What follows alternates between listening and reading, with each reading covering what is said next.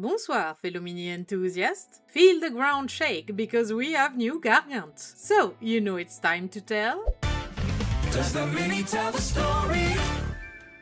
Let's start with the star of the reveal, Ma Maegran, the Chooser of the Mighty. Ma Maegran is a mysterious Gargant witch and seer whose reputation is so huge that even the biggest Sons of Behemat treat her with genuine respect. And there's a massive reason for that. According to legend, Ma can bestow the blessing of almighty bigness upon Gargants who please her, or take it away from those who don't. So basically, be nice to Grandma or you lose your giant privileges. Terrifying. I'd love a height boost though, so I get why she's so popular. I'd be Grandmammy's best grandchild, I'd tell you. Like, grand. Ah, the dream. But anyway, Ma doesn't travel alone. She's accompanied into battle by two Ancient Ghyrochs, enormous beasts filled with the life magic of Ghyran. And somehow, this entire group can be sneaky. Ma has an uncanny ability to approach her enemy without being noticed until she's practically on top of them. Although Games Workshop offers another possible explanation, Ma Maegran has learned the mysterious ancient power of silence. How novel for a Gargant! So no, it's not that she unlocked the stealth branch of her talent tree, it's just that every other idiot around her is making so much noise that you forget she's even there to begin with. You know what? Fair enough. So, does the mini tell the story? Gold alert! It's a gold alert! Just warning you, Gobelin Gang, I might be biased. I love myself a good witch or crazy shaman. There's something about a creepy old magical woman that just resonates with me. Yes, you are absolutely allowed to mock what that probably reveals about me in the comments. But am I the only one who absolutely loves their pose? With her feet turned inward like that, she looks a bit unstable, vulnerable even. Dare I say, cute? It's weird, isn't it? But I swear there's something there. Whatever the case, we know for a fact she's definitely not the type to run anywhere, and that actually fits the whole appearing out of nowhere without making a sound part of her lore surprisingly well. Her silhouette is also incredibly interesting, especially with that giant unicorn horn sticking out of her head. And it makes sense, Ma is smaller. By Gargant standards, okay? So naturally she uses an accessory to artificially make herself look taller. I love little design choices like that. Her amazing face sculpt does a lot of the work too. Tell me she's not staring into 10 dimensions at the same time. That is one hell of a stare. And I really love when a female character gets to skip the obligatory girl must be sexy or we know self, because Ma looks like a proper crazy old hag. Sagging skin, missing teeth and all. Her staff tells a story too, because I really don't think her people made that top section, or most of her trinkets either. And while she clearly isn't designed as your traditional brute, she can absolutely still stab you with this thing. Or well, impale is probably the more accurate term. Her design tells you immediately that she's not winning fights through raw strength alone, but she's definitely still deadly. Speaking of accessories, let's play a quick game, Gobelin Gang. Who does all these jade-colored trinkets remind you of? I'll give you a couple of seconds. If you said Kragnos, the end of empires, ding ding ding, bravo! The resemblance is pretty obvious, and they are both firmly on the destruction side of things, so these shared looks feel very deliberate. But what makes it even more interesting is that no other Gargants have dressed like this so far, which adds so much mystery to our old witch. Is she that old? Does she specifically worship Kragnos? Does she collect these objects because they carry some kind of ancient magic?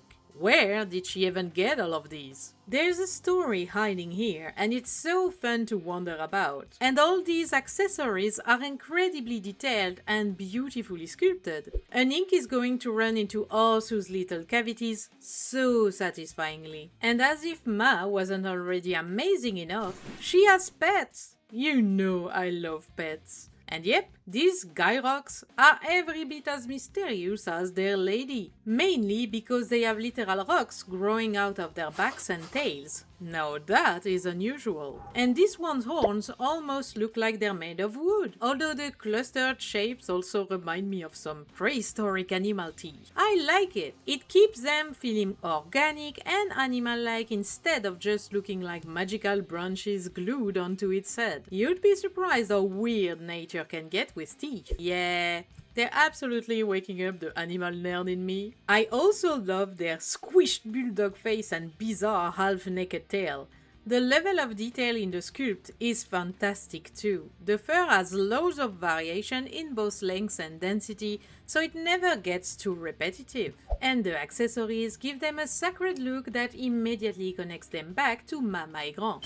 Now, they probably wouldn't make particularly comfortable mounts, unless you want a very literal rocky ride. And judging by the complete absence of a saddle, yeah, probably not a mount. But that huge, bulky silhouette tells me everything I need to know. Do not get close to Grandma unless you want to be yeeted across the battlefield like the tiny rat these things probably think you are. In my opinion, the three of them work amazingly well together. Maegran is arguably not as visually impressive as some other characters Game Workshop produces, but Ma Maegran could absolutely be the villain of some witch-centered horror movie. With the right atmosphere, she's so spooky. The artist nailed it. Very beautiful miniatures. Well, if you can call them miniatures considering the sheer size of the bloody things.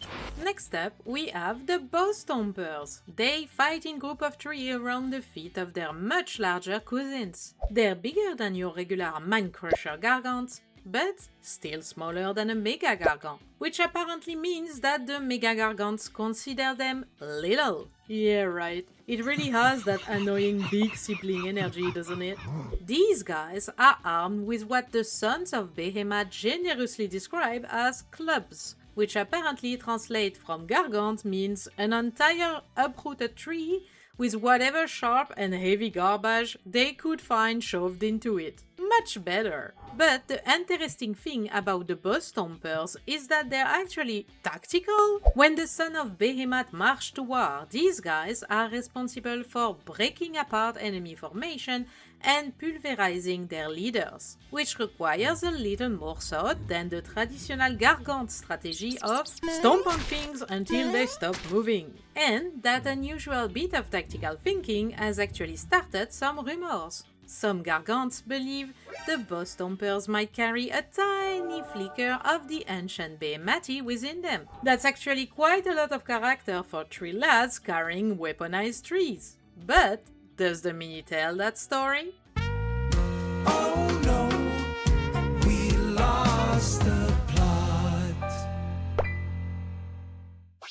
Oh, that is a rare one, Gobelin Gang. And before you decide to tie me up on one of those clubs, let me explain. We lost the plot means I have a problem with the lore to design connection as a whole. And I know some of you spotted the inconsistency too. I have a problem with the smartest Gargants presented here still going take 3, slap pointing bits on it. Because look at Maegran's spear. That weapon alone shows a much greater degree of sophistication. I would have loved to see some little hint that these are your go-to tactical thinkers. One of them pointing would have gone a long way.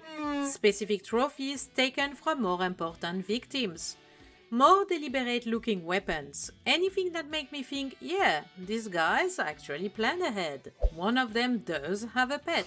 So you could argue that shows some degree of care or attachment. And I actually really like that detail, but the pet itself is very generic. Imagine if that had been a bird instead, something they could actually use to spot enemy leaders from a distance. That one little change would have told me, okay, this Gargant is actually using tactics. And that's really what I needed. Just 1 or 2 visual clues that these guys aren't behaving exactly like every other Gargant. Don't get me wrong.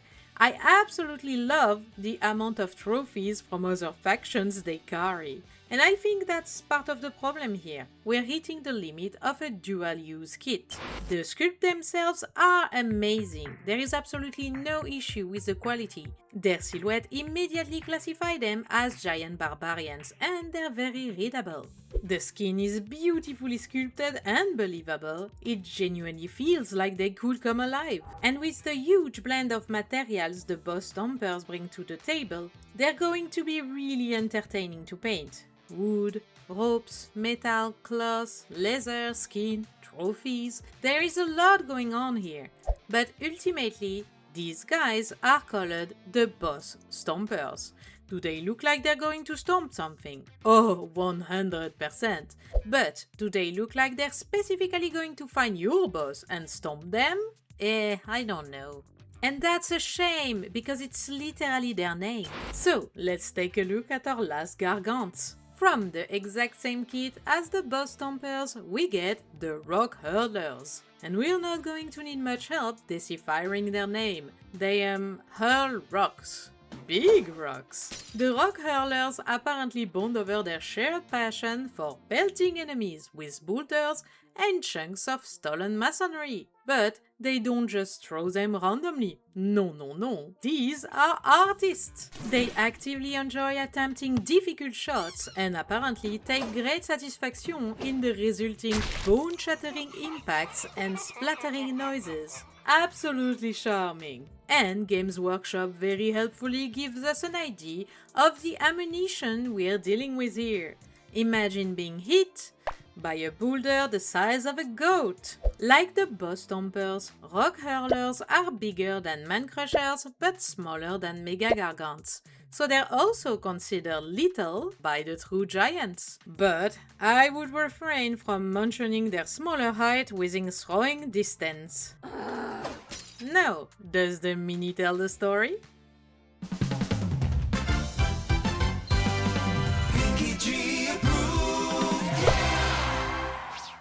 Well, yeah, these actually do. These Gargants look like giant bullies. Instead of burning ants with a magnifying glass, they crush smaller beings with livestock-sized rocks. And the fact that their bodies and trinkets don't differentiate them much from older Gargant designs isn't really a problem here. They should give us little high chart like that every time, by the way. Their poses and silhouettes clearly tells us exactly what they're doing. And the ridiculous amount of trophies makes sense too. It's probably whatever survived the very forceful hug with the giant boulders the Rock-hurlers carry around. The sculpt quality is obviously still here, including their very graceful faces. I would have loved to see one of them looking like he's having the absolute time of his life, but overall, they match their lore as rock-throwing brutes really well. Also, if you're as clumsy as I am, this slingshot is absolutely doomed. Hey, wait a minute. Do some of them have 4 fingers? Huh, is there some kind of rule like all female Gargants have 4 fingers? No, Ma Maegran has all of hers. Okay, but if they have 4 fingers, then surely it's 4 digits on every limb, right? No, you have 4 fingers but 5 toes. Huh? The rule is that there is no rule. That's actually really funny. Overall, I think these new Gargants look great. But trying to push too many different character concepts through the exact same kit has its limit, especially in an army with so many huge models. Sculpt quality alone isn't enough. Each unit needs to bring something visually distinct that make you want that particular Gargant. Tell me a compelling story at first glance, which Ma Maegran absolutely does if you ask me. If you made it this far, you are amazing. Merci beaucoup. And don't forget you can bestow almighty bigness upon this little goblin by using my Element Games affiliate link. Or you can subscribe and like the video, that works too. Put 3 leafless tree emojis in the comment before the Gargants turn them all into clubs. That way I'll know you are a very special goblin. And as always, bonne chance with your hobby les amis.